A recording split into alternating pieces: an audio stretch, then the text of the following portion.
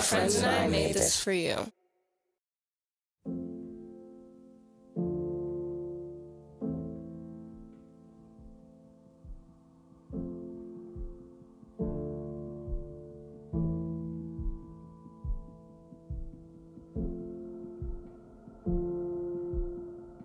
My involvement with the commission and with Forward Through Ferguson in many ways got me to not only center racial equity in regional transformation work, which I think is the probably single greatest gift that Forward Through Ferguson has given to this region, is emphasizing the importance of racial equity to every other measure of progress, success, or transformation in this region.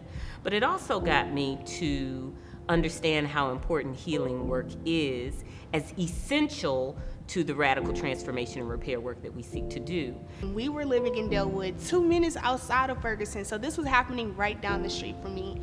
And we were looking at all the local stations, and we saw so much looting, we saw riots, we saw protesting, marching, you name it. And I do remember that feeling that I had of what could I do at such that young age of 8 and 9 to make sure that this didn't happen to my brother or my older sister. And if all of our efforts over these last 10 years don't make a difference in the life trajectory of Black boys, don't make it more likely that Black boys will thrive, will grow up to be adults, will have wonderful educational experiences, will be able to contribute to their communities in extraordinary ways and to their families, will not be preyed upon by the institutions of the state, but will be valued and resourced and celebrated, will be able to find their way into leadership however they choose to do so. If all of the efforts that we are expending as a region does not increase the likelihood that Black boys win, then what are we doing? I want a future where Black boys win. Because you know what? If Black boys can win in the United States of America, Black girls can win, Asian boys and girls can win, Latine boys and girls can win, and white boys and girls can win. If Black boys can win.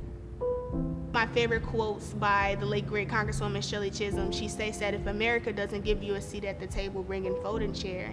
And what I try to do is that I try to make sure that I am bringing that folding chair to every room that I step in to advocate for change, to advocate for the necessities that not just young Black people need, but for everyone, to making sure that we are aiding in a society that is going into a direction that people are getting the things that they need.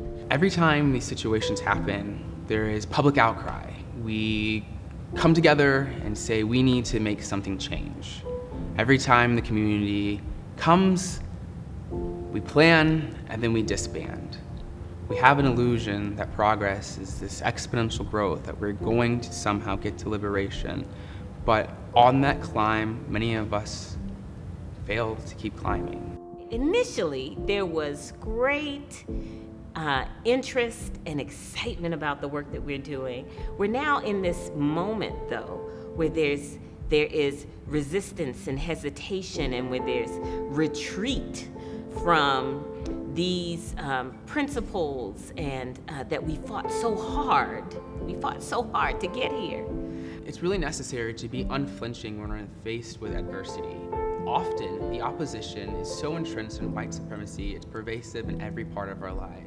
If we for a second let them conquer us, we will be defeated. So this unflinching attitude is necessary so that we as a collective can stand united with our eyes open and ready for justice.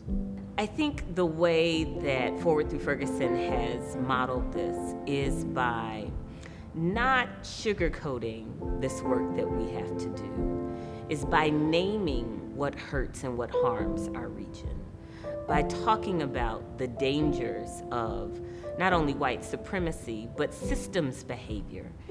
Living in St. Louis, we are so blessed with so many organizations being able to identify structural oppression and finding the need to combat that.